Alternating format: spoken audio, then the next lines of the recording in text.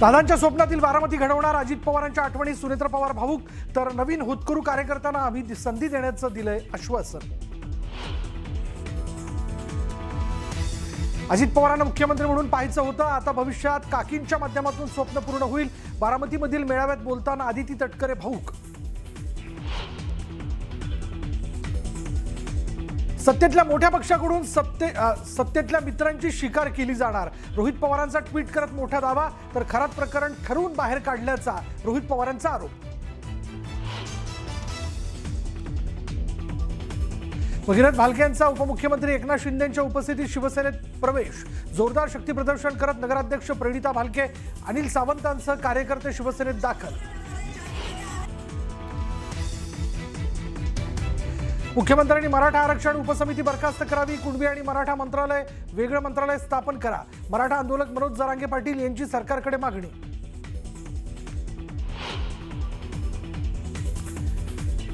केवायसीच्या बहाण्यानं महिलेकडे शरीर सुखाची मागणी। जळगावातील धक्कादायक घटनेनं उडाली खळबळ, नराधमा विरोधात गुन्हा दाखल।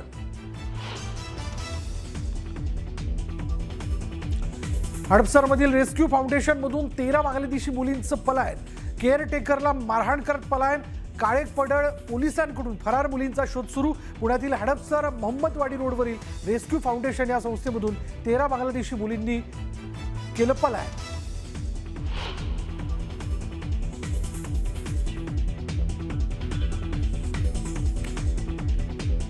बीडच्या कोरडेवाडीत पाणी टंचाईचं संकट। हंडाभर पाण्यासाठी गावकऱ्यांची वणवण भटकंती तर 1,34,00,000 योजना अपूर्ण असल्यानं संताप।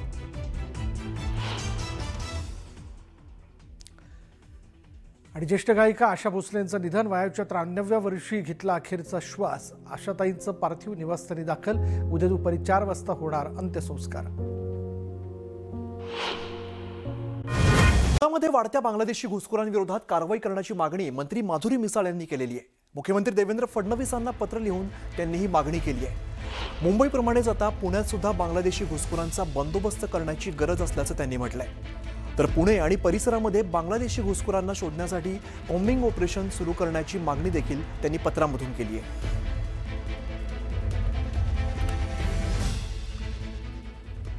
पुढची मोठी अपडेट आहे की बारामती पोटनिवडणुकीसाठी राष्ट्रवादीची पहिली सभा पार पडली आणि सभेमध्ये बोलताना उपमुख्यमंत्री सुनेत्रा पवार अजित पवारांच्या आठवणीत भावुक झालेल्या होत्या।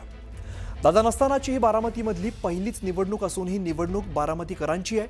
प्रत्येक बारामतीकर हे दादा असल्याचं त्यांनी म्हटलेलं आहे। तर कार्यकर्त्यांनी फक्त सतरंज्या उचलायच्या का याला पूर्णविराम दिला जाईल। आम्ही प्रत्येक कार्यकर्त्याला संधी देणार असंही त्यांनी सांगितलंय।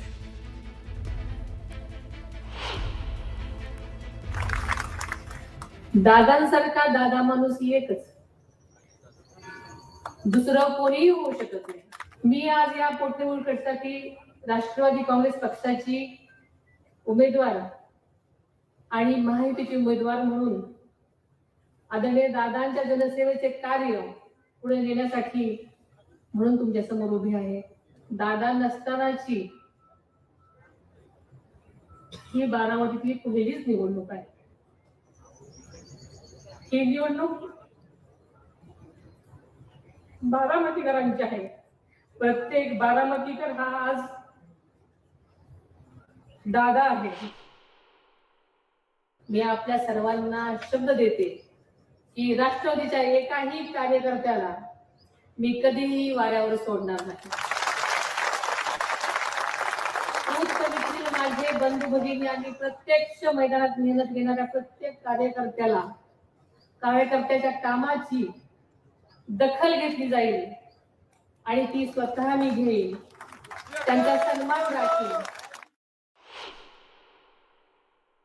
कार्यकर्त्यांनी फक्त सतरंज्याच उचलायच्या नाही,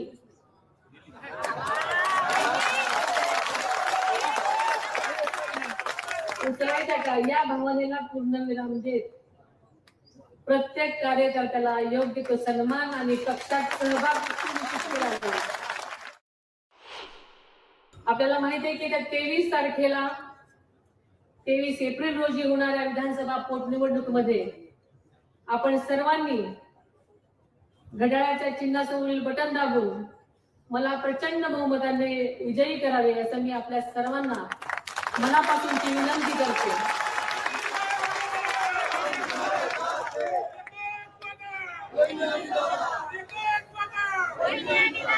आपल्या विश्वासाला पात्र राहून आदरणीय दादांच्या स्वप्नातील बारामती घडवण्यासाठी मी पूर्ण ताकदीने काम करेन ही ग्वाही देते.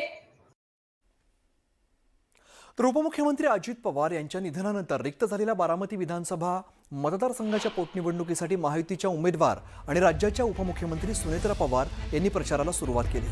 या निमित्ताने बारामतीत आयोजित सभेत मंत्री आदिती तटकरे यांनी अजित पवार यांच्या स्मृतींना उजाळा देत भावूक भाषण केलं. त्यांनी दादांच्या अपूर्ण स्वप्नांना सुनेत्रा पवार यांच्या नेतृत्वाखाली पूर्ण करण्याचा संकल्प यावेळेला त्यांनी बोलून दाखवला आणि आता भविष्य काळात सुनेत्रा वहिनींनी दादांचं मुख्यमंत्री पदाचं स्वप्न पूर्ण करावं अशी इच्छा त्यांनी व्यक्त केली. राज्याची पहिली महिला उपमुख्यमंत्री म्हणून काकी आपल्याला या ठिकाणी संधी मिळाली. आम्हा सगळ्या कार्यकर्त्यांचं नेहमी एक स्वप्न राहिलं. आम्हाला दादांना मुख्यमंत्री म्हणून पाहायचं होतं. हे आमच्या सगळ्यांचं दुर्दैव असेल. कदाचित राज्य म्हणून सुद्धा दुर्दैवी असू शकतं की दादांसारखा मुख्यमंत्री हा कधी लागू शकला नाही. पण मला खात्री आहे काकी ते स्वप्न तुमच्या माध्यमातून ते पुढच्या कालावधीमध्ये पूर्ण होईल. प्रत्येक पक्षाला असं वाटतं की माझ्या पक्षाचा नेता जो आहे हा मुख्यमंत्री झाला पाहिजे. मला सुद्धा वाटतं. एका ठिकाणी मी सुद्धा म्हटलं की काय सांगावं, आणखी 5 वर्ष लागतील, 10 वर्ष लागतील.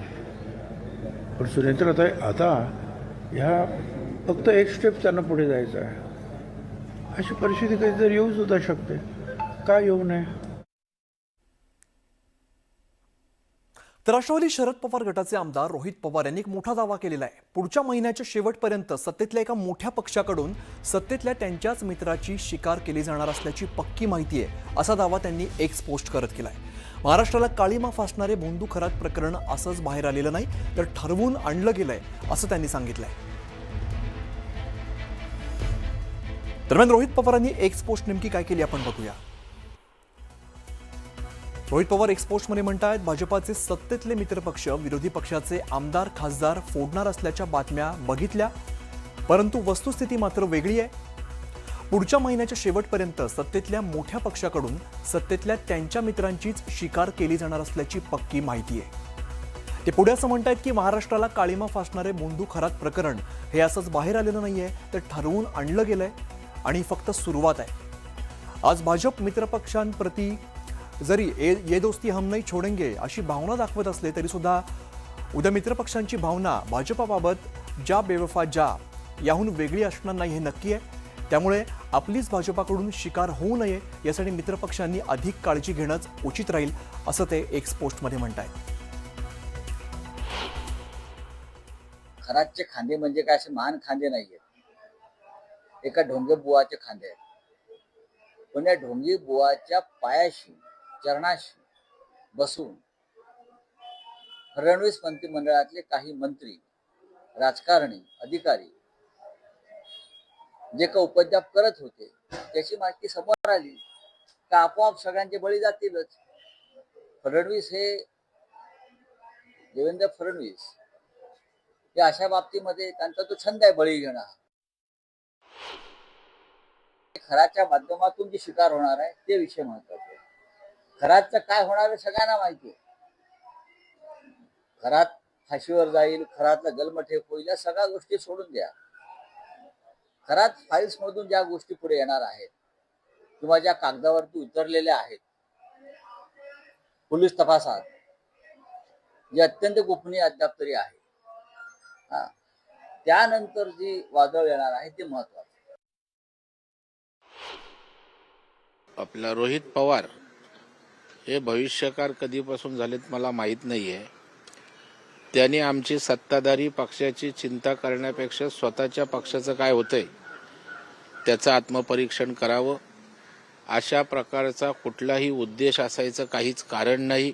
परंतु कुठल्याही उद्देशानं अशा प्रकारची भूमिका घेऊन सत्ताधारी पक्षाने आपल्या मित्रपक्षाला अडचणीत आणण्यासाठी केलेली ही गोष्ट अजिबात नाही.